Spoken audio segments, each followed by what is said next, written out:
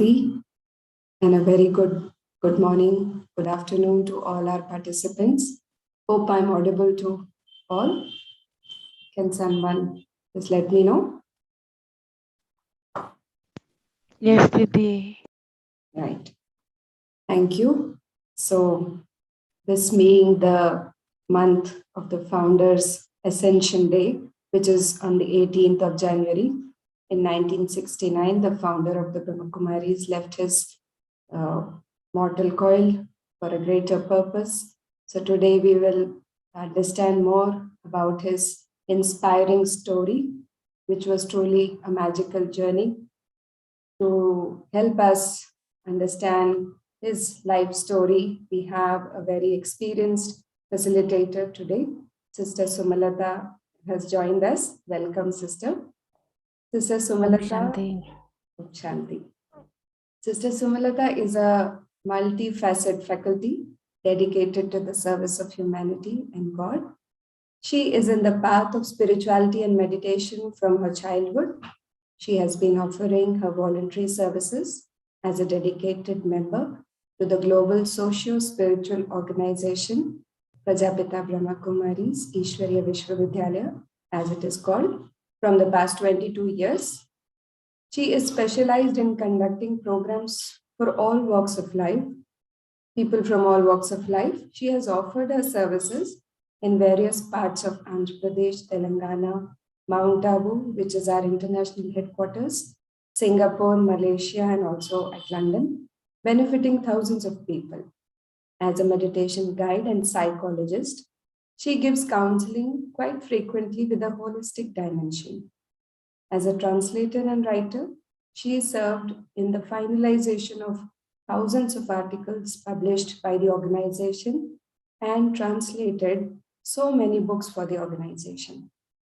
Understanding the importance of value-based education and spirituality in the present society, she invented a grand fair called Spiritual Values Fair, which is an enlightening and thought-provoking fair, the activity-oriented fair, which is a brainchild of Sister Sumalata, is a recipient of India Book of Records and Asia Book of Records awards. She is also into the research, into the field of like spirituality in practical life, mind and body relationship, thought power, values, etc. She is the local coordinator of the SPARK wing of the Brahma Kumaris. SPARK stands for Spirituality, Spiritual Application and Research Center. She has done research, study on mental health and constructive thinking in collaboration with Osmania University, 1-year project. Then her research work includes study on locus of control in high school students and effect of meditation on their attitudes, which was a 3 months project. Then in the research area, the study on the effect of meditation on the germination of seeds in collaboration with ICRISAT, which was again a 2 months project. So she is in the educational front. She has done her MA in counseling psychology. She has done her MSc in value education and spirituality. She's done her PG diploma in value education and spirituality and PG diploma in counseling and spiritual health. Her expertise is meditation guide, a psychologist, a counselor, trainer, researcher, youth motivator, translator, writer, and program designer. So she wears many hats. So who better than Sister Sumalata could take us through this beautiful journey of the founder, Brahma Baba. Thank you so much for joining, Sister. Over to you. Om Shanti. Thank you so much, Sister Shivani, for your warm welcome. And also, I thank once again for giving me this wonderful opportunity on this beautiful occasion, sharing the inspiring story, the seed of greatness, our founding father, Prajapita Brahma. The more we think about this great personality, the more we share about the greatness, the profoundness of this Brahma Baba's personality, it really gives pleasure. And I feel taking him as a role model, definitely we all can transform our lives to a great heights. As an individual and a human being, there is never a limited amount of knowledge to be acquired. In fact, there is not any set limit like that. As each second in life passes, we learn something new, whether that is for a baby to take a step further or for an adult to make another decision. Each time we human beings do something, there is a very high chance of learning something new. And when we apply, we learn something. And definitely, previously and presently, when we learn something, there is a change to our past life. And this alteration makes us a better person altogether. This is where biographies come into picture. Biographies are like hidden gems in treasure. And if you find even one, it is worthwhile, right? If we are taken along the journey of someone else's past life, that would result in a deeper and more connection between that biography, the subject of the biography, the person, and the reader. The content of this biography is not just an account of someone's life. In fact, I often say that these are self-help stories. So we should not think that what is the use, in what way I'm going to be benefited by listening to the story of Brahma Baba. Because any biography, if we listen, if we understand their deep experiences, their life journey, they will really give us a very beautiful benefit to us. So by reading or listening about others and their diverse perspectives and experiences, they give further inspiration in our life. We learn about struggles, how to incorporate the solutions and lessons in our life. Now in this session, we are going to listen a great biography. The story of an ordinary man, but still an unusual man. A successful, self-made businessman, a family man, a pillar of his community. The story of Dada Lekraj, who evolved as Prajapita Brahma, the father of humanity. His many friends called him Dada. Dada meaning elder brother, as a sign of endearment, respect. Lekraj was born in 1876 in Sindh, Hyderabad, presently in Pakistan. His father, Khoob Chand Kripalani, headmaster in a village school. When his mother passed away in his early childhood, Lekraj's interest towards devotion grew. After his father passed away, Lekraj started working at his uncle's grocery shop. After some time, he left the village. Lekraj went to Mumbai to learn diamond polishing. With time and hard work, he could open his own jewelry shops and went on to become a famous diamond merchant of Kolkata. Just observe what a beautiful journey of Dada Lekraj. He was married, he had 5 children. At the same time, he grew as a famous diamond merchant throughout India and abroad for his exquisite jewelry designs. He had business connections with several royal families of the then princely states of India and the British Viceroy. The King of Nepal, the King of Malaipur treated him as an honored guest, They never treated Dada as an outside person. They treated him as his family member. He was invited even to all court functions and was afforded the utmost respect.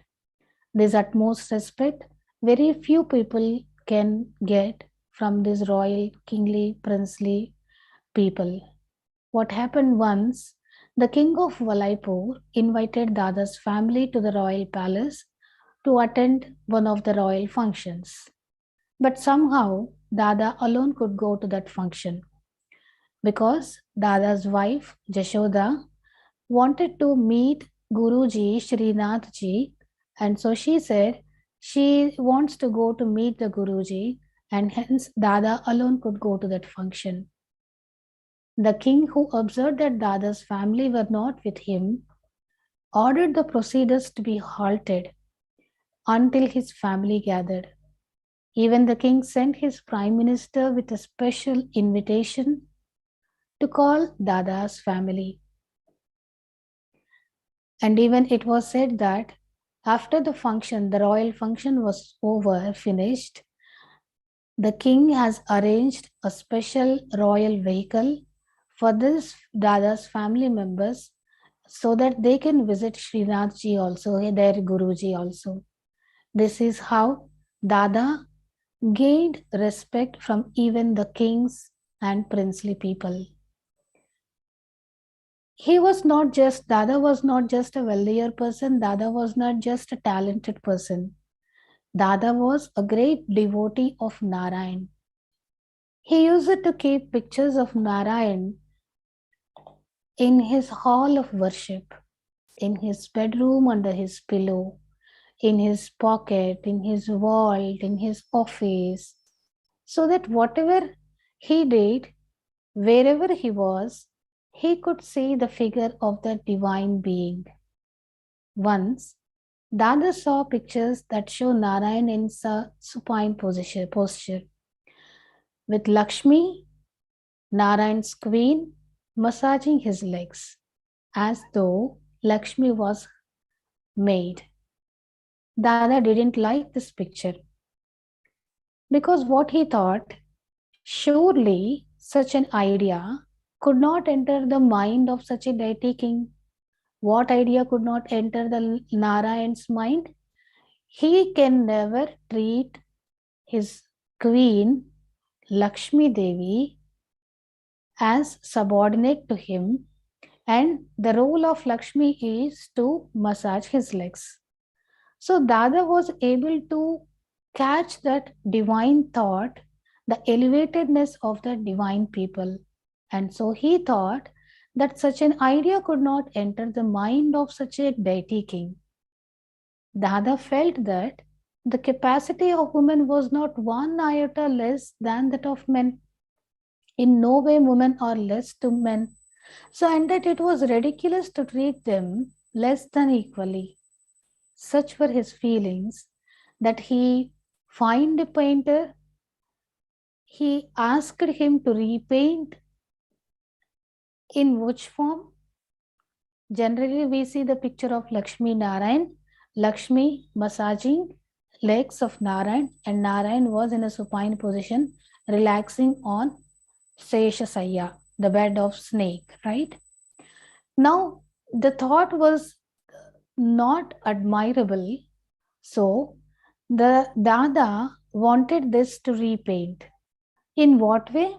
So that the picture shows the equal elevation of the divine couple. Not one is higher, no one is lower. The picture should show the divine elevation, equal elevation. Such was the Dada's devotion towards bhakti. Such was his devotion towards deities. Dada's devotion was consistent and fearless. Whether in the midst of a business deal or in some domestic function, when the time came to worship, he never missed the opportunity. He excused it from others if necessary. But what could be that but? But never made excuses to himself. Meaning, He never said himself that no, now this is a very crucial moment for me. I cannot take out time to do puja, or I cannot give time to read Gita. No, he never gave excuses to himself. Yeah, he excused others. Please give me some time. I will finish my Gita reading. So he excused from others if necessary, but never made excuses to himself. Dada believed Gita implicitly, very profoundly. Moreover, he would not compromise his sattvic lifestyle. Let me share you another practical incident from Dada's life. Dada, we all know that he is now a very reputed man in the society, having a great contacts in the society, high people, high profile people, VIPs. So definitely he might be conducting some parties. He might be inviting his customers. So many parties, right? Now at Dada's dinner parties, no alcohol, no cigarettes.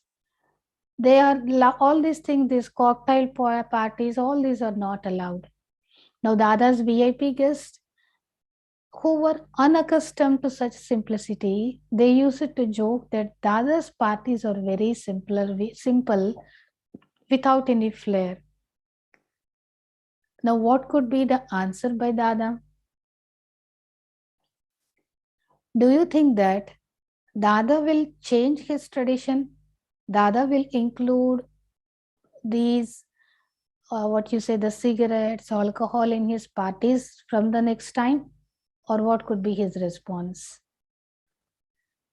Dada's parties, Dada replied with a slight laugh that I cannot spoil my religion because of you, because you just give us paper notes.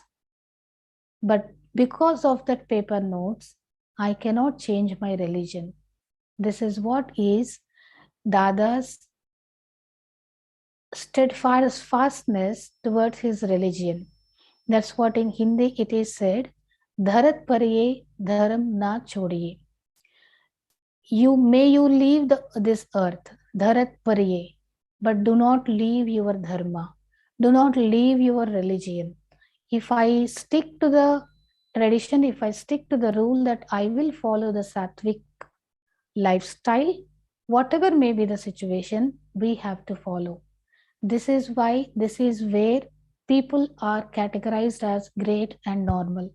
Not because of the financial matters, not because of the temporary talents or successes we gain, but overall when we see a person is categorized, a person is taken into a high level and tagged as a great person. Why?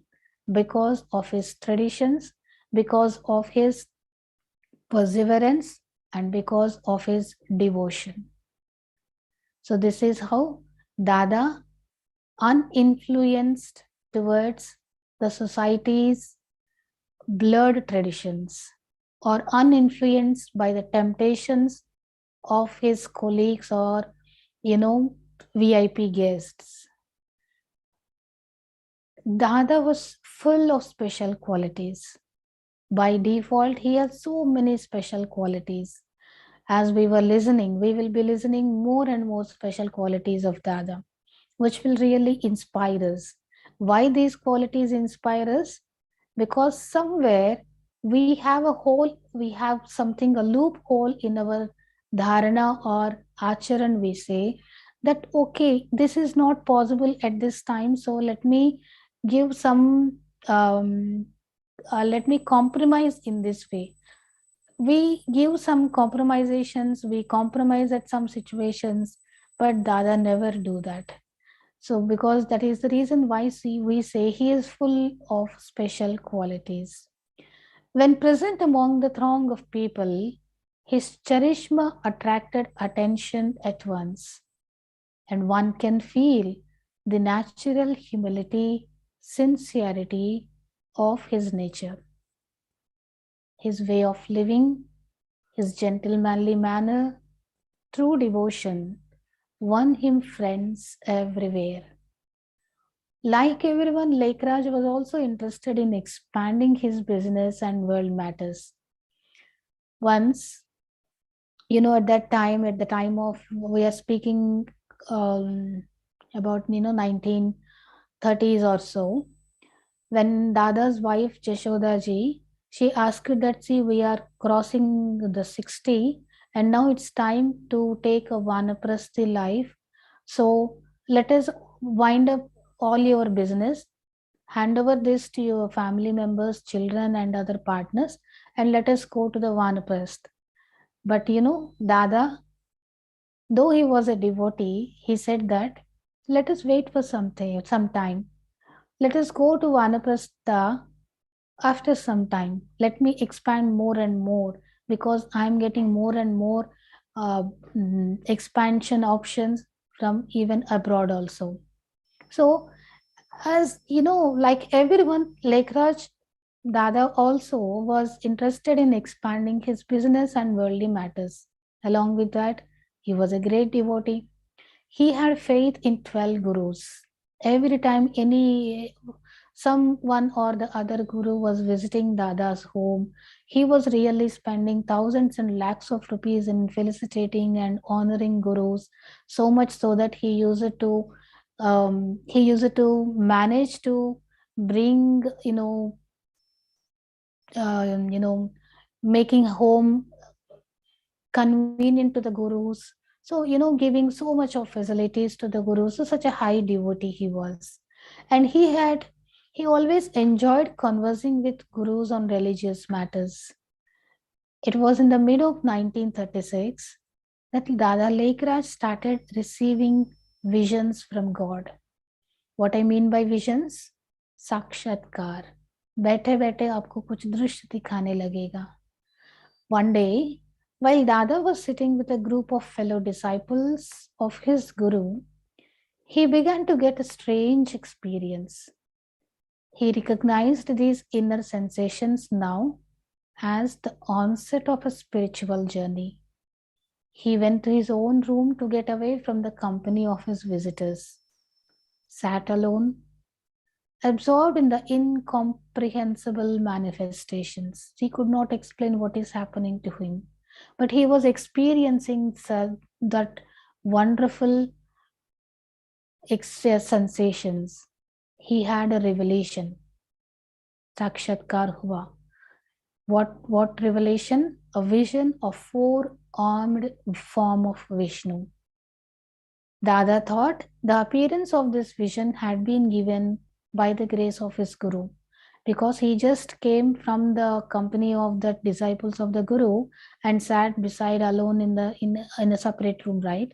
So he was thinking that the guru, he got this revelation, this sakshatkar, by the grace of guru. But as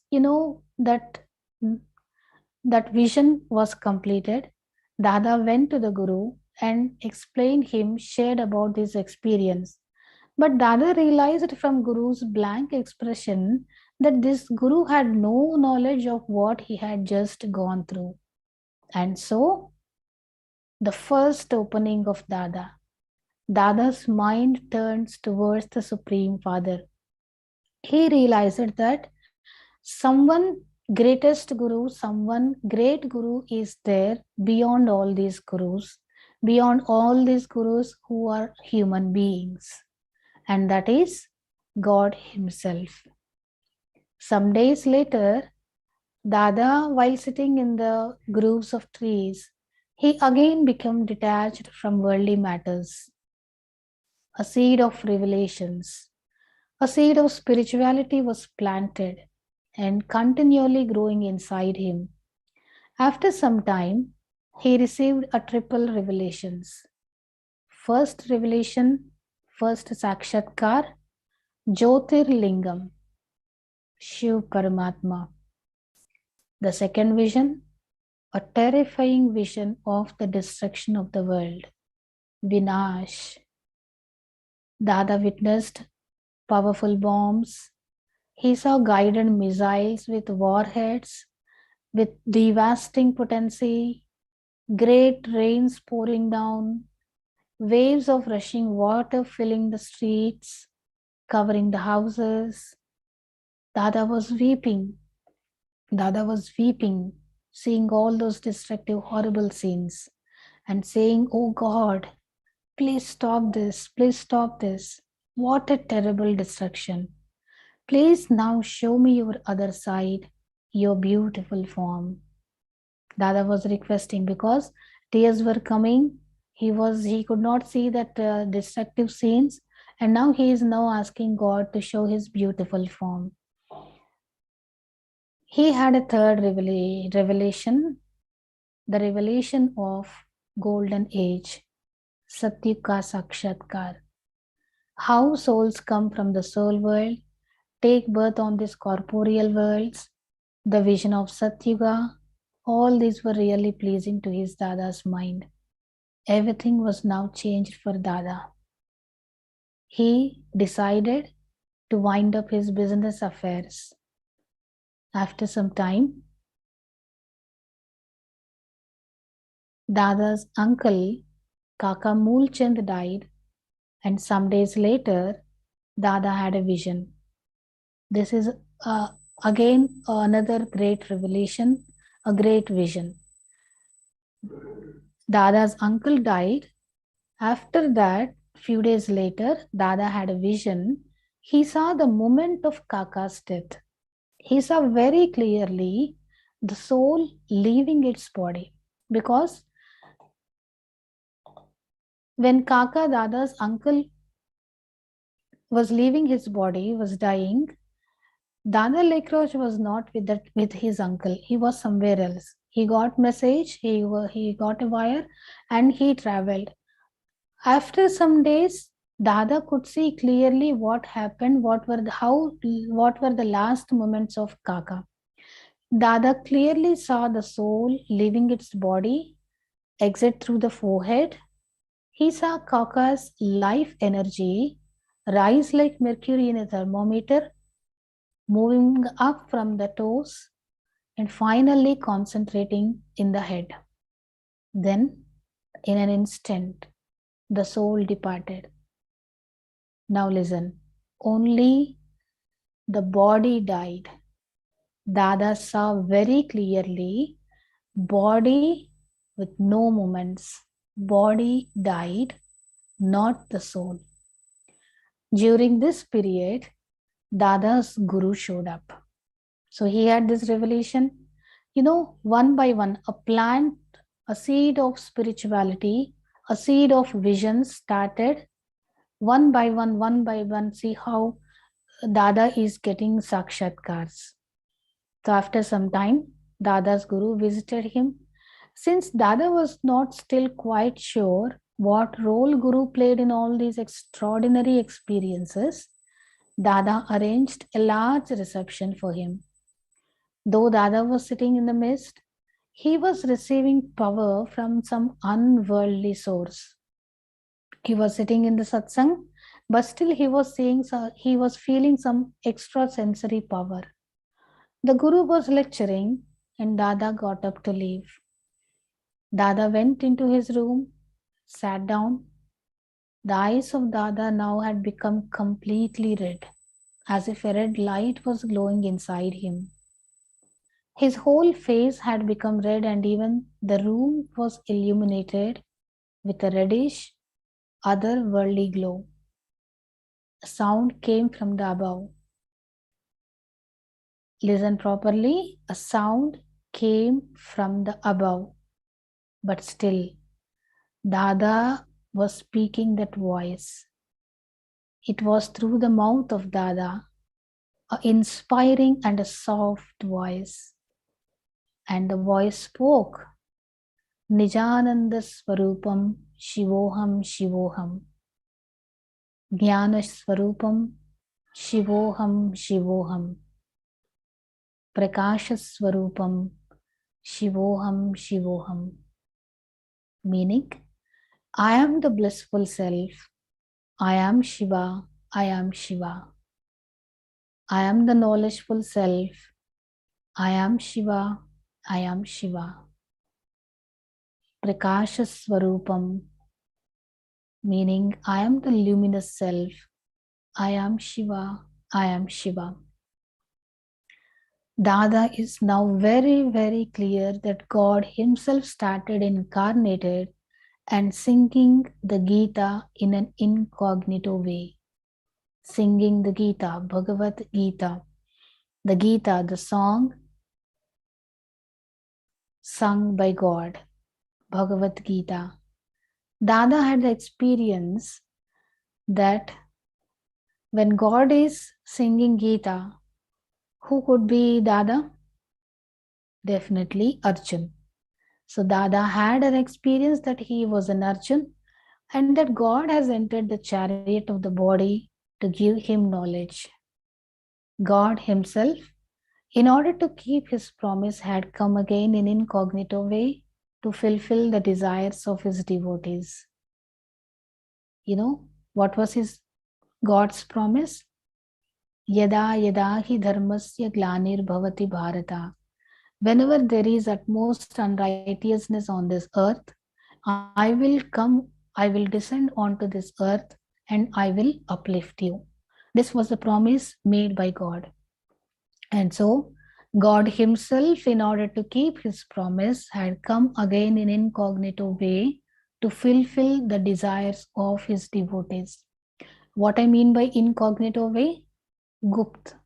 That which is not seen by these physical eyes, but we can sense that with our divine intellect.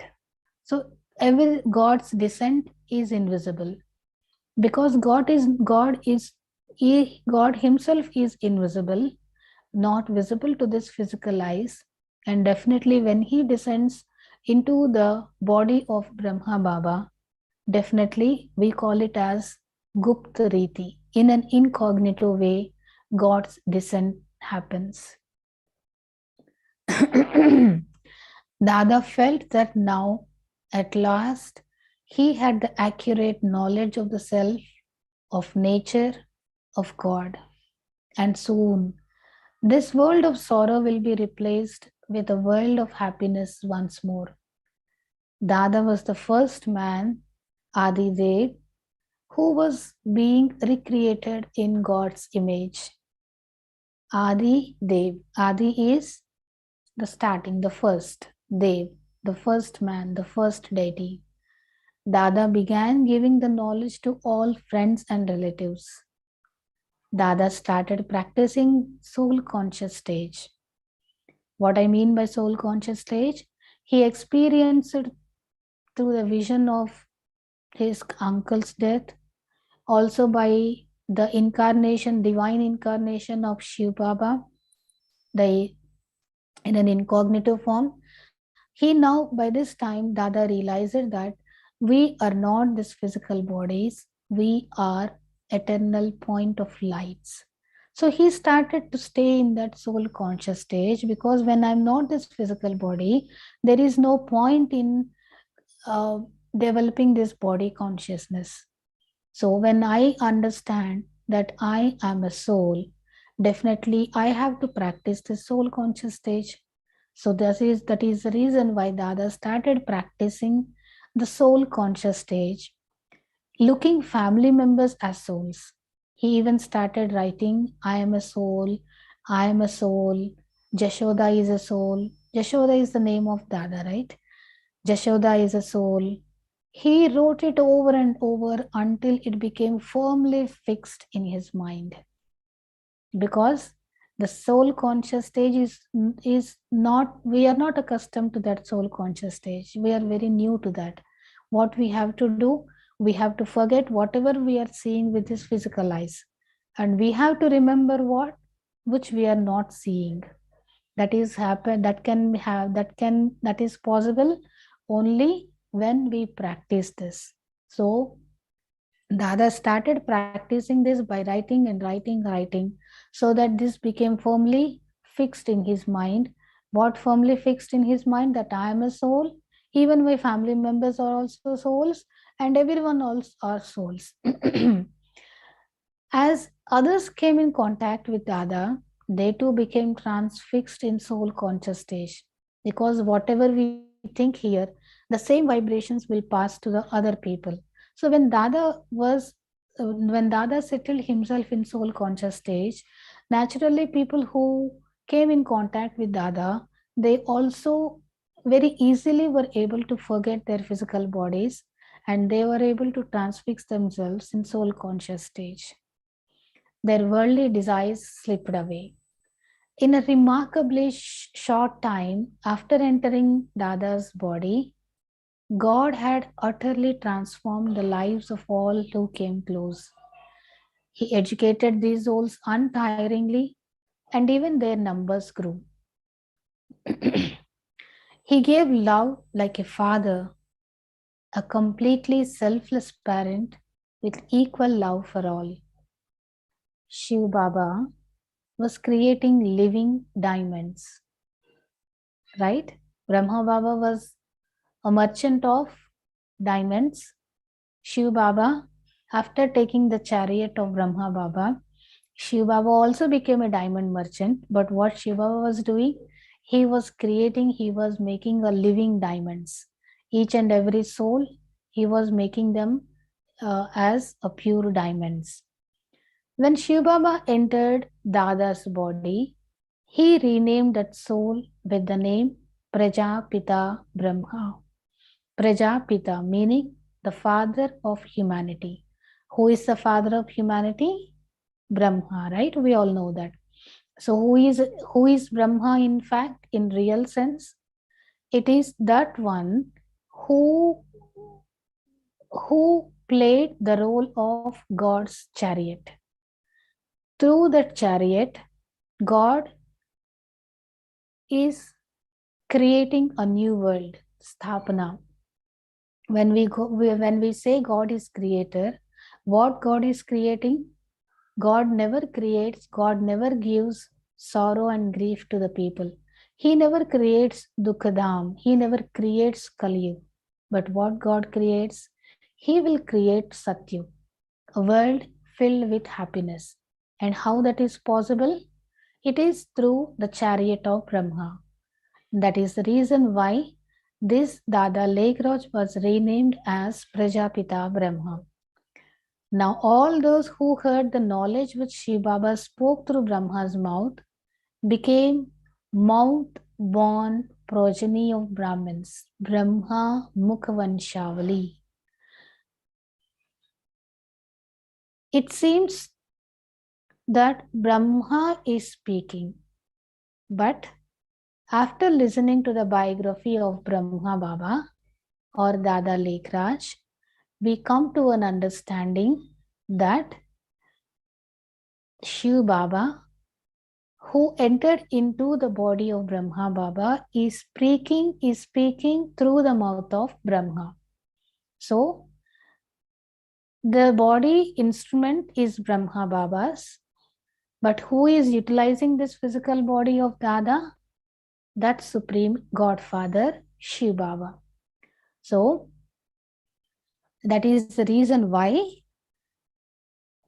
no matter what age, whether old mothers or teenagers, all who recognized Shiv Baba became his sweet children. And so, what could be the name of their children? Who recognized Shiv Baba, who recognized that Shiv Baba has come to uplift me through Brahma Baba. So what could be the name of those children who realized this? Definitely children of Brahma Baba. So we, whatever may be the age, as I said, it could be,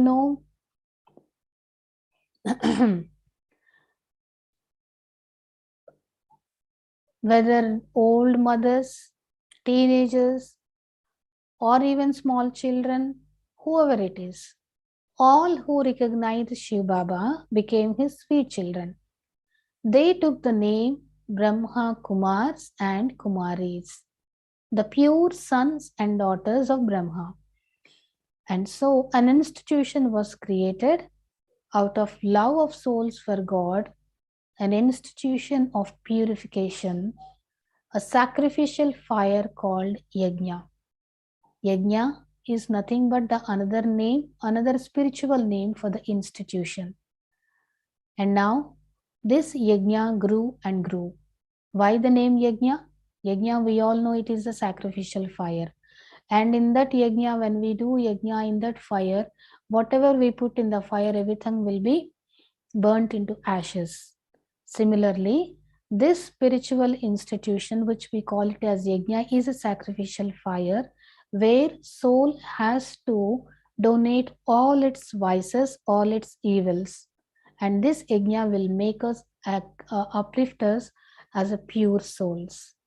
Now this yajna grew and grew as more and more souls heard and understood. It began with one seed. Who was that one seed? Prajapita Brahma. But soon 400 souls joined. The newcomers did receive extraordinary and blissful experiences, but they thought that Dada was responsible. Just as Dada received Sakshatkar, visions of Vishnu, the visions of destruction, similarly the newcomers who were coming to the institution also had very beautiful Sakshatkar visions. But as they were new to the organization, initially they were thinking that these visions were granted by Dada Lekraj. But as time was passing on, when they understood that though it is not the grace of Brahma Baba, it is the grace of Shiv Baba, the incorporeal Godfather. So initially they didn't realize that the Supreme Father himself was behind this phenomenon. And even Dada himself in the beginning wondered how these visions came about. Only later did it become clear to him. Baba was called as Om Baba. See, Adi Dev, Prajapita Brahma, and now another title to Brahma Baba, Om Baba.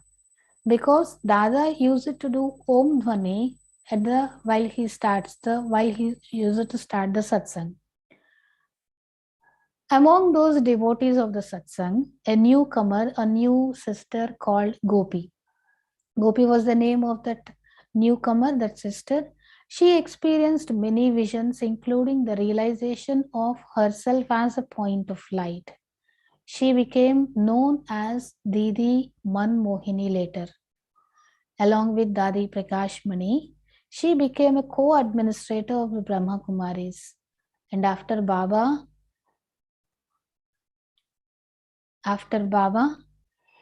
Didi Manmohini has taken the reins of administration until she left her mortal coil. In this way, many people started receiving lasting peace of mind. They experienced that God has come to dispel unhappiness through Brahma Baba. With Brahma Baba's guidance and spiritual help, many women who were accustomed for westernization and fashion reformed their lives into a pure, simple, and sattvic lifestyle. People of sin were amazed at the results, and a general feeling of respect for Om Mandali grew in the community. Personal problems that people had experienced throughout their lives were resolved with Brahma Baba's help. Baba's wife, daughter, daughter-in-law, cousin brother, all these people started following Baba's directions, started practicing soul conscious stage. Before becoming God's instrument, Dada's life was really full of princely decorum and devotion, right? After becoming Brahma Baba, Baba lived a very simple life. Now even in Madhuban, when you see Baba's room, or what we call as Baba's kutir, a very small hut, Baba's hut, in which Brahma Baba stayed. It was not just adults who received experiences at Brahma Baba's gathering. Even little children were lifted into bliss, enjoying visions. Very little, 9 years, 7 years, 10 years. Even small children used to join this satsang because even their intellect was there, mind also was seeing beautiful visions. Many of those children remained with Brahma Baba from those early days, growing up in the service of Yajna.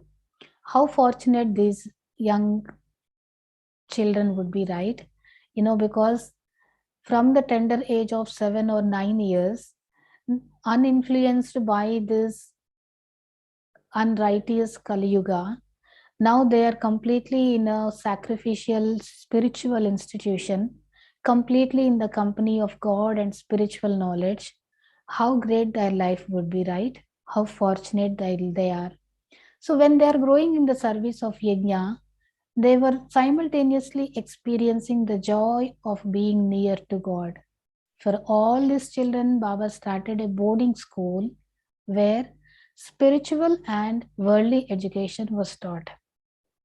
So that was registered even lawfully also in the registers of the government. Boarding school started by Brahma Baba. Even the the agents from government, they came to um, do the inspection of how the school is running, and they were very much impressed about the schedule, the holistic syllabus which Baba is giving to those children. So everything was going excellently. Elevated thoughts, sweet speech, brotherly vision, pure intention. These were the elements of knowledge-filled personality. The satsang continued to grow. With the increase in numbers, a formal structure was necessary. A variety of classes were necessary for the people at different levels of spiritual development. All this took administrative leadership and money. Therefore, Brahma Baba appointed someone to be in charge, and he donated all his considerable wealth to furthering the spiritual academy.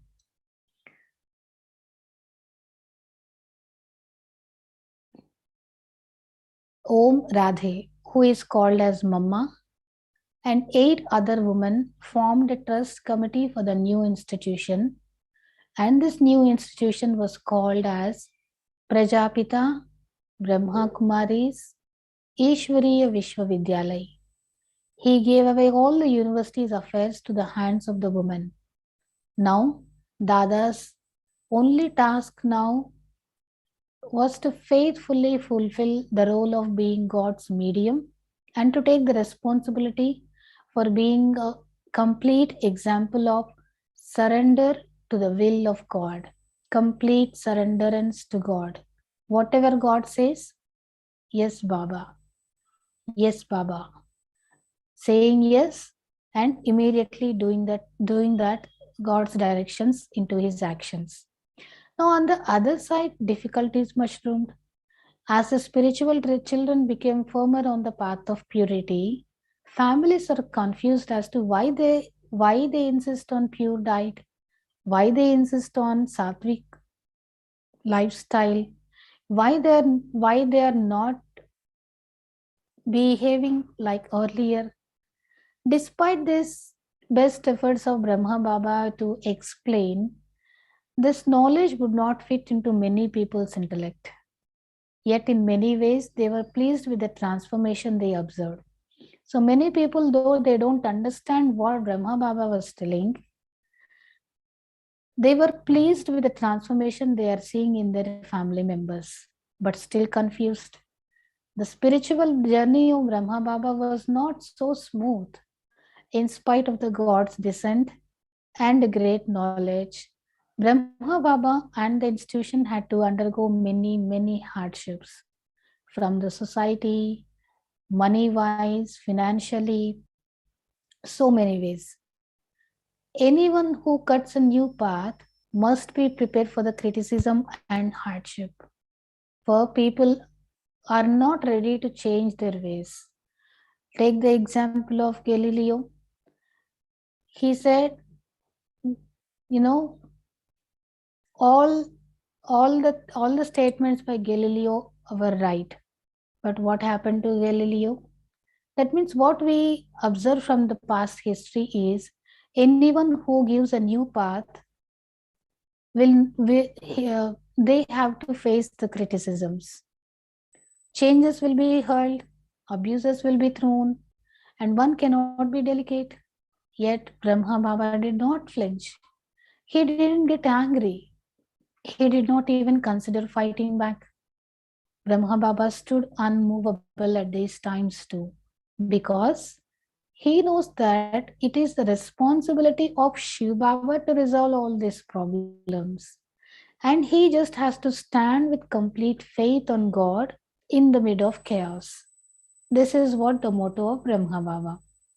Brahma Baba's faithful intellect inspired many BKs to rely on God and not to get wrongly influenced with the society's anti protests.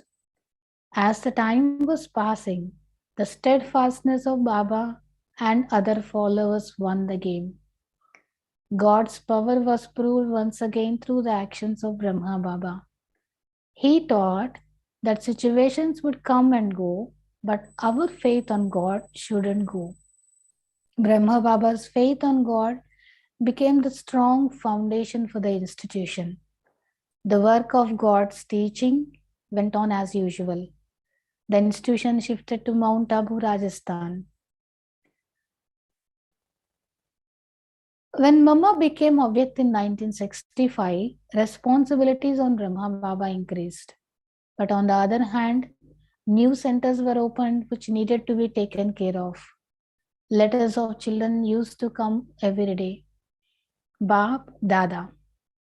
What is Baap Dada? It's a combined name for Brahma Baba and Shiv Baba.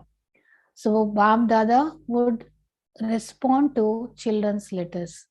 Children used to write their family affairs, their problems, their mental state, and they were expecting answer from Baba.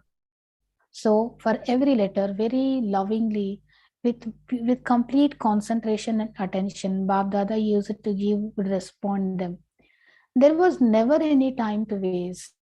Brahma Baba's daily life was so busy, and yet he was always open for meeting and greeting. In the last days, Baba started becoming detached from his responsibilities, distributing tasks to elder dadis. Baba stayed in Madhuban for the last 1 year for intense meditation, tapasya. In January 18th, 1969, Baba reached his complete angelic stage and left the corporeal world. He fulfilled his task in the corporeal world and thus joined the incorporeal Father, Shiv Baba. Brahma Baba has left footprints on which today millions of people have walked in the pathway to self-realization and ideal way of spiritual living as directed and taught by the incorporeal God. 3 words, the last words of Brahma Baba: Nirvikari, Nirahankari, Nirakari. Viceless, be viceless, be egoless, and be formless. So in this way, a very inspiring life story of Brahma Baba. On his footsteps, when we move, definitely our life also will be very inspiring. Om Shanti. Thank you so much, Sister Sumalata, for taking us through the life story of Brahma Baba and explaining us all the details of what all events happened in this great man's life called Dada Likraj. So now shall we have a few minutes of meditation before we conclude? Is that okay Sure. with you, sister? Yes. Yeah.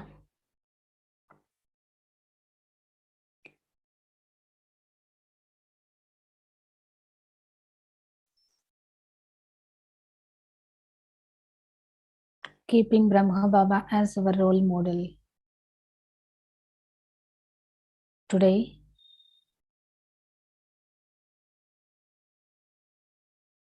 we all will take a resolution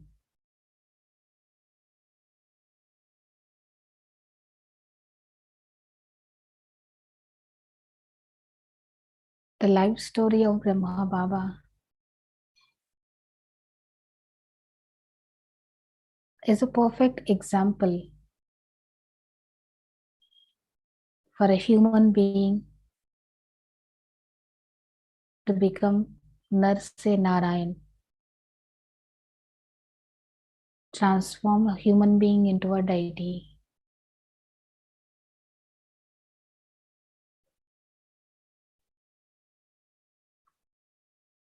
This is not just the story of a single Brahma Baba,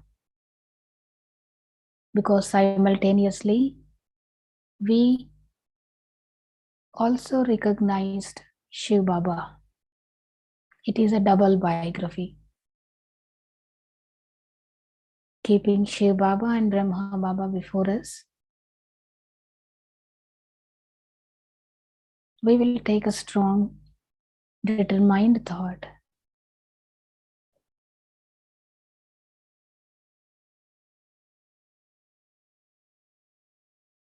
that we will follow the footsteps of Brahma Baba and will reach Shiv Baba.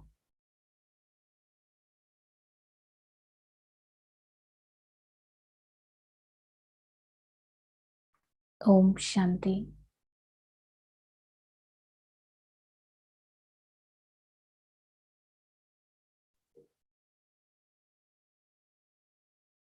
Thank you once again, sister, for that beautiful meditative experience along with Shiv Baba and Brahma Baba, the founder. I, on the behalf of the entire team SIT, extend a very big thank you for making time to explain us about the inspiring story of Brahma Baba and taking us through the journey of how the big transformation in one soul had brought about transformation in the lives of many. So thank you for joining. Before we conclude, there is a nice video on quickly which we can once again review about the story which sister just now explained in the form of pictures also. So it will take just 5 minutes. We will have a nice pictorial vision of what all we heard now. And meanwhile, those who want to leave can please share your feedback. There is the link in the chat box. You can click the link and take time out to share your thoughts on today's session. And thank you all for joining. It was a pleasure to have you in this New Year's retreat. May you all have a beautiful year ahead. Because we have started with the founder's life history and we took inspiration from him, I'm sure. All these qualities of him may it be reflected in your life as well, and may you be able to make a big difference in the society at large.